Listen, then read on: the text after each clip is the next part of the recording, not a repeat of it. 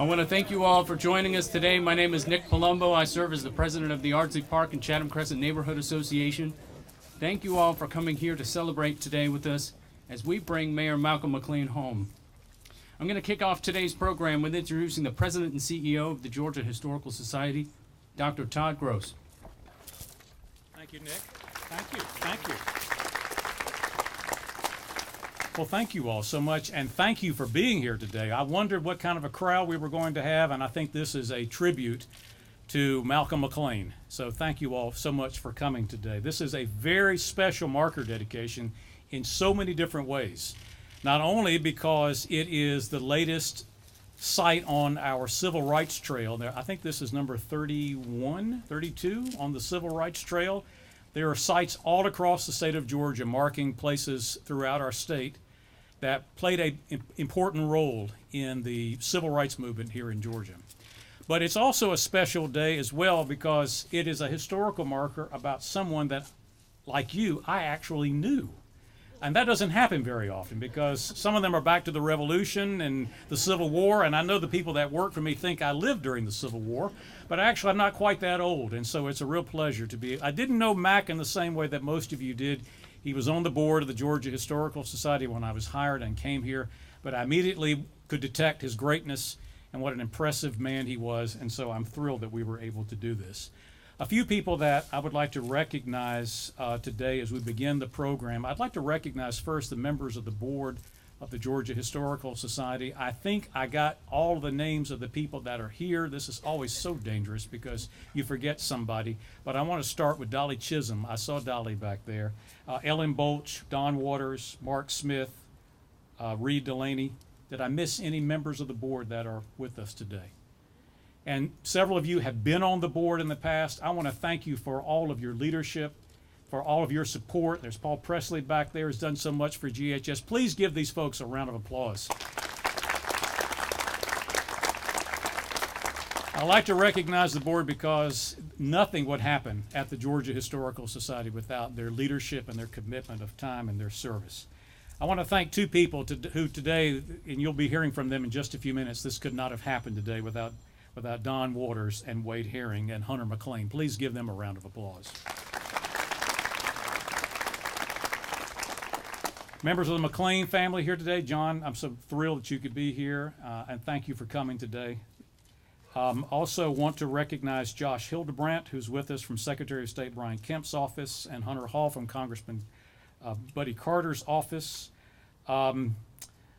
Also want to recognize Al Wright, who's here today from Gulfstream, whose career coincides with the coming of Gulfstream. And if you didn't know about Malcolm Maclean's role in all that, most people don't know about the role that Malcolm Maclean played in bringing Gulfstream to Savannah. You'll be hearing about that in just a few minutes. And I also want to thank Bishop Loudit from the Episcopal Church for being here because I suspect this weather was ordered up. I know that God... No? Oh, the mayor wants to take credit for the weather. Okay. All right. Okay. Well, maybe between the Episcopal Church and the Chamber of Commerce, we actually were able to bring this wonderful weather today. But I want to thank all of you for being here for this very special historical marker dedication. The Georgia Historical Society is the independent, statewide educational and research institution that is responsible for collecting and teaching Georgia history and telling the role of Georgia in American history. We are headquartered here in Savannah and have been since 1839. One of the things I love to do when I go to Atlanta, I love to tell the people up there that the reason why we are headquartered in Savannah and not in Atlanta is because Savannah was here in 1839 and Atlanta did not exist. As hard as that is to believe. It's even hard to believe that Milledgeville was the capital in those days. But we have been here now pushing 180 years. And we're proud to be a part of this city and to call it home. What you're seeing today, the Historical Marker Program, is one of the most important ways that we go about teaching Georgia history and bringing research, cutting-edge research, to the general public, bringing that history out of the academy and out of the universities and colleges across America and making it accessible to the public. And as I mentioned a minute ago, this is a special marker because it's a part of our Georgia Civil Rights Trail. Before I leave the podium, one thing I do want to mention to you, in the old days you used to have a book to find the historical markers. You don't have to do that anymore. You can still get your book if you want to, but we don't keep the books up to date in the same way that we do the website. There's also a free app. So if you want to find all of the historical markers, and there are over 2,000 historical markers in this state, you can get a free app that will show you how to find every single one of those. There's pictures on there. You can also go to the website, and it will also show you where the markers are and give you driving directions to find those as well. We have more historical markers in Georgia than any other state in the Union except for Texas.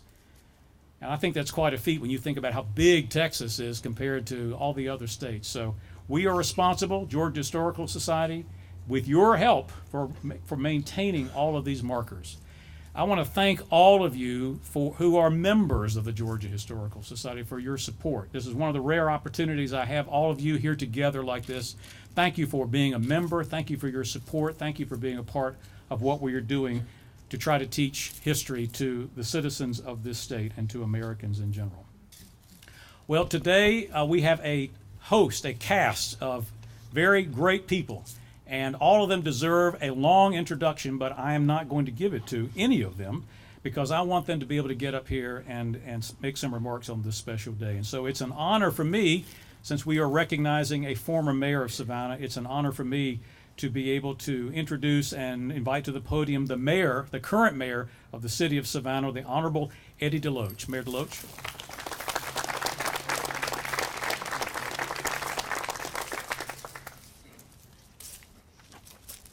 Always start out with, it's a great day to be in the city of Savannah.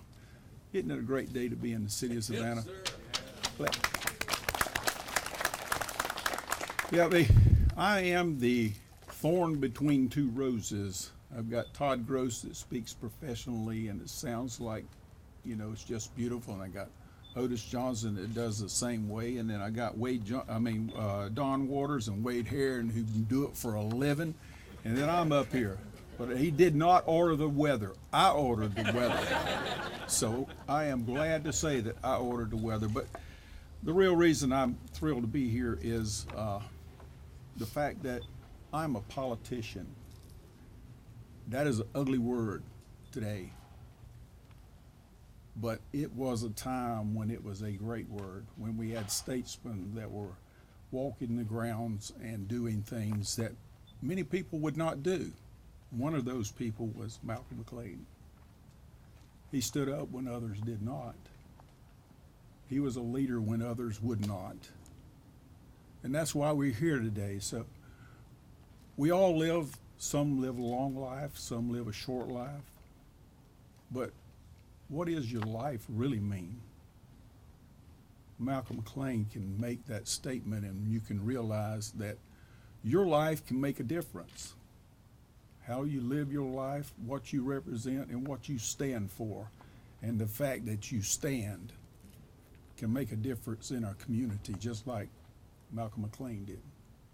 So today, as we recognize him, I want to notice another important man that follows me, a mayor who stood when others did not, and recognize the fact that we are who we are today because that man stood, along with Malcolm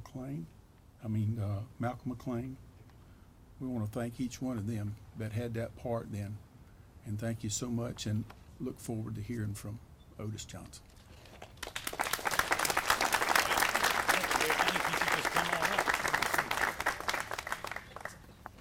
Mayor DeLoach, thank you. I can't add much more to introduce you, Otis Johnson, than to say that without Malcolm Maclean and without that stand that he made all those years ago, Otis Johnson could not have been mayor of this city. And so, Mayor Johnson, it's a pleasure to have you and an honor to have you here today, and the podium is yours, sir.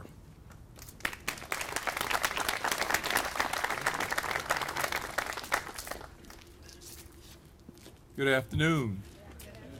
I want to thank the Georgia Historical Society for allowing me this opportunity. It is a great honor to be here today to speak about a wonderful man and a courageous man. And I could talk for a long time, but I know nobody came to hear me, so I'll keep it short. But one has to understand the context of the times to appreciate the importance of the contribution of Mayor Malcolm Maclean to the history of Savannah. And I want to thank our current mayor for recognizing that, because I think too many Savannahans, even those who were adults at that time, have sort of forgotten how important this man was to what Savannah has become.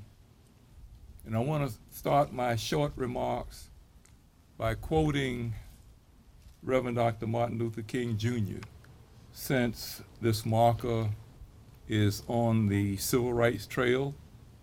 I can lift up no one greater than Dr. King, who said, and I quote, "When evil men plot, good men must plan. When evil men burn and bomb, good men must build and bind. When evil men shout ugly words of hatred, good men must commit themselves to the glories of love. Where evil men would seek to perpetuate an unjust status quo, good men must seek to bring into being a real order of justice." Malcolm Maclean was a good man in keeping with the words of this quote. You have to understand that in 1960, the direct action phase of the civil rights movement started in Savannah on March the 16th, 1960, with the arrest of Carolyn Quillen, Joan Tyson, and Ernest Robinson for sitting in at the Levy's Department Azalea Room restaurant. And the arrest of these student members of the NAACP Youth Council led to an economic boycott of downtown businesses, which lasted from March the 26th, and that's an easy day for me to remember because that's my birthday, to October 1961. Those of you who are my age remember the racial tensions and how high they were under the leadership of Mayor Lee Mingledorff Jr. The Savannah Council passed ordinances that prevented, quote, 2 or more persons from gathering in an effort to prevent the picketing of downtown businesses. This caused tremendous tension in our community. Those of you who are around know that Mayor Mingledorff resigned in 1960 and campaigned for a seat on the Chatham County Commission, but he failed to win that seat. And because he resigned, the city council, one member was Mr. Maclean, elected him to become mayor to fill out Mingledorff's unexpired term. The movement had a very strong voter registration effort to register blacks who had not registered or who had been denied the opportunity to register. And in 1962, when Mr. Maclean and a slate of officers ran for the city council and the mayor's seat, he was elected with strong biracial support. The interesting thing that happened was in 1963, during that extremely hot, and I mean both temperature-wise as well as movement-wise, in the city of Savannah. The city of Savannah could have exploded in many different ways in that summer. That was the summer that I went to Armstrong in June. The first 19 African American students went to Savannah High down the street and to Groves High. Also, during that summer, there were 2-a-day demonstrations in the downtown area. I don't know how many of you remember that, but for those of you old enough, I'm pricking your memory. That was a very turbulent time. And Mayor Maclean, along with W.W. Law, Eugene Gadsden, Curtis Cooper, Mercedes Wright, and Esther F. Garrison, got together with a number of well-meaning whites in this community, led by the mayor and the bishop of the Catholic Diocese and the bishop of the Episcopal Diocese, to help calm things down. When cities like Birmingham were exploding, Savannah remained calm. And much of this was due to the leadership of Mr. Maclean. Unfortunately, when Mr. Maclean ran for re-election in 1966, a part of this community punished him for what he had done and elected someone else rather than re-electing him. But he was not bitter, and I know the person who will follow me, Mr. Waring, who worked with him and loved him, will talk about life after politics. But I wanted to lift this history up to those of you who are here who may be old enough to have forgotten it and young enough to have not known it. And again, I thank you for this opportunity to be on this program today. Thank you very much.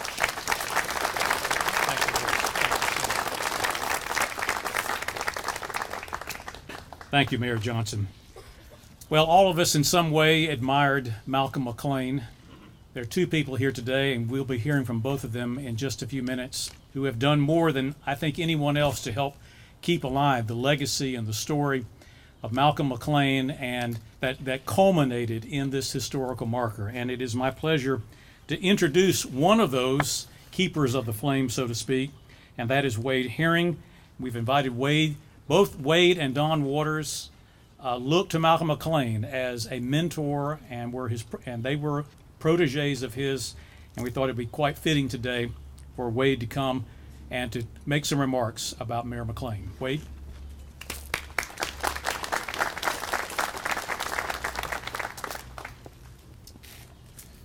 Mayor DeLoach, Mayor Johnson, Todd, representatives of the Georgia Historic Society, distinguished guest John, thank you for this opportunity to remember Malcolm Maclean.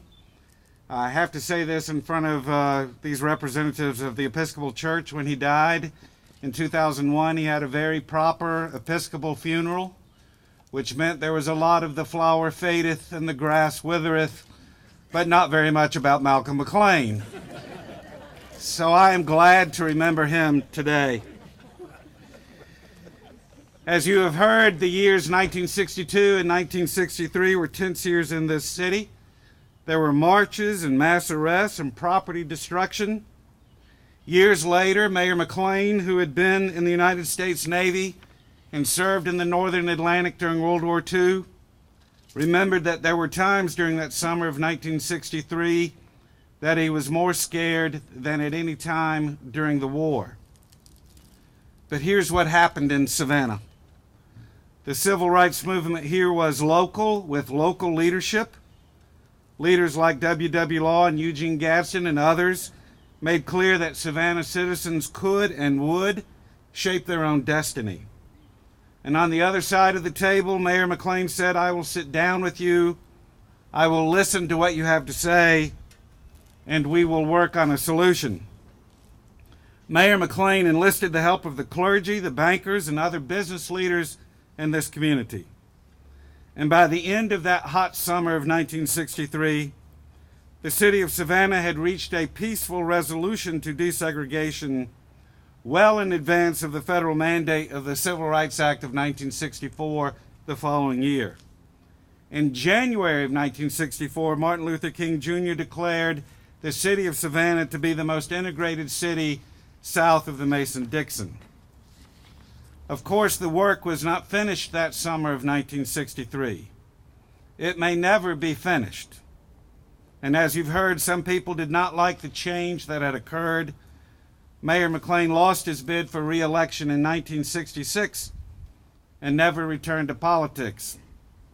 And as someone who worked with him from 1985 to 2001, I can tell you he did not dwell on his political career. There was no bitterness. I wish I had discussed it with him in greater detail. A lot of what I've learned, I had to study as a student of history after the fact. But those men and women who worked together that summer of 1963 changed the course of history in this city. They did not wait for the federal government to act. They did not sit around for the state of Georgia to have a solution. Local government and local leaders stepped forward and did the right thing. That is our heritage in the city of Savannah. A vision with the long view and tremendous change, led by white people and black people, government and religion and business, and just ordinary folks all working together. In our present day of tumultuous political events, it is all the more fitting that we remember a local leader like Mr. Maclean. He was willing to answer the call of public service and to accept the sacrifices required. He had a vision of what the city could be, and he had the courage to act on that vision. He believed in the rule of law and understood that in our democracy, the law protects everyone regardless of rank or color. He understood the necessity and the importance of engaging with persons of different points of view, of listening and trying to understand. He understood that politics and leadership require pragmatism and compromise.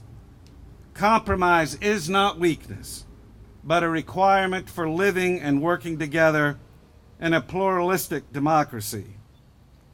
And while Mr. Maclean certainly understood and believed in the separation of church and state, even so his faith informed his view of the world and how he responded to the call of public service with a sense of both personal and social responsibility.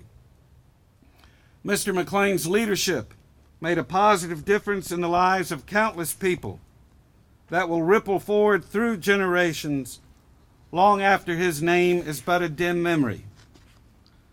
And so today we take this small step to preserve his name and to preserve his memory so that others may learn from and benefit from his example of what it means to be a servant leader. Thank you.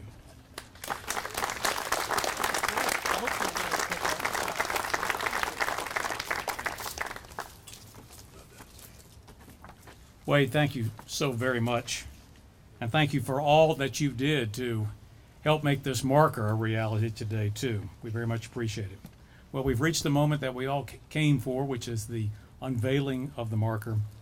And the other part of the dynamic duo that helped make all this happen is Don Waters. And it is a real pleasure, and Don, an honor for me to recognize you now and invite you to come to the podium to help us with the unveiling of the marker.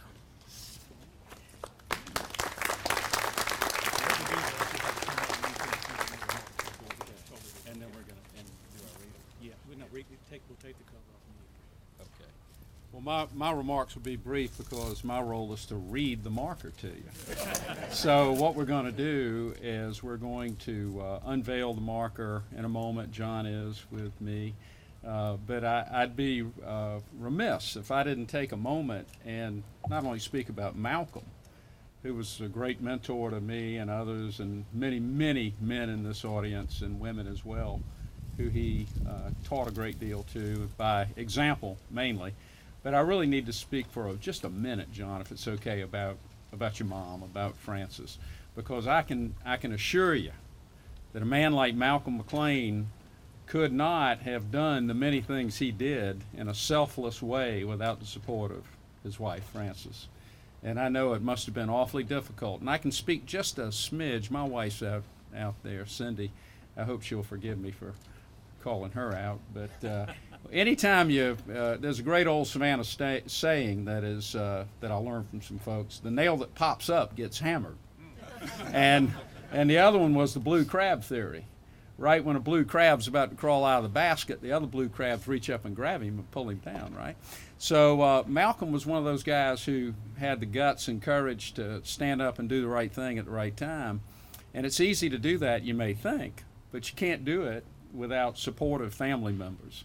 And I know that Francis and John and Nancy all endured, in their own way, some of the criticisms that were leveled against their father at that time. And I'm just so delighted, John, that here we are, 50 years later, celebrating what he did, and you're here, and I'm just so sorry that your mom's not here. But please tell her that we're all thinking about her and recognized her as well. So I'll let that be it until we read the marker. All right. Good. We could have.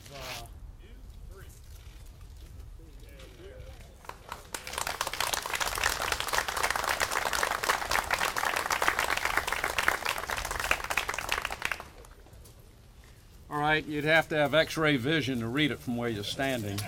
So I'll read this to you, and I'll make another comment. I said a few words to Mayor Johnson, Mayor DeLoach, that when we began this process with the Georgia Historical Society, and they were very supportive, working with Stan Deaton, the historian, I learned in a hurry that you had limited space on a historical marker, and somebody wisecracked, it's about the length of a tweet.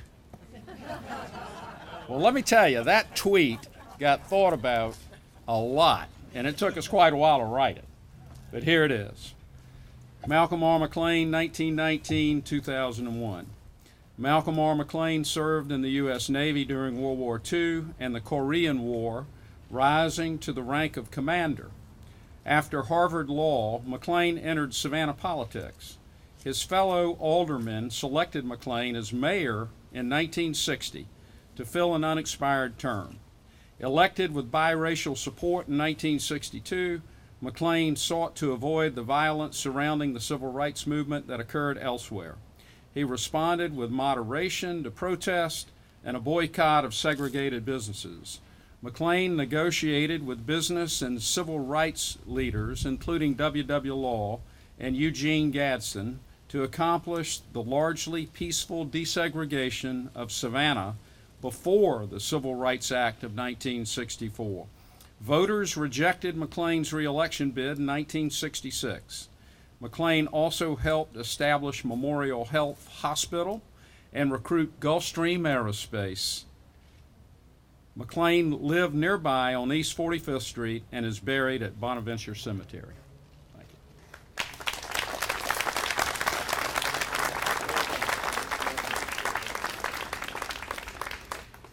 Don, thank you. Well done. And your remarks do show and demonstrate how much work goes into these historical markers. They go through draft after draft after draft. When you're writing something that we consider to be an executive summary of a historical event or personage, every word matters. And so we do spend a lot of time, and our entire team spends a tremendous amount of time making sure that all is said in the right way. So Don, thank you. John, thank you. All of you, thank you for being here today. We hope you'll come up and read the marker, get your picture taken next to it. Thank you, and that concludes today's ceremony.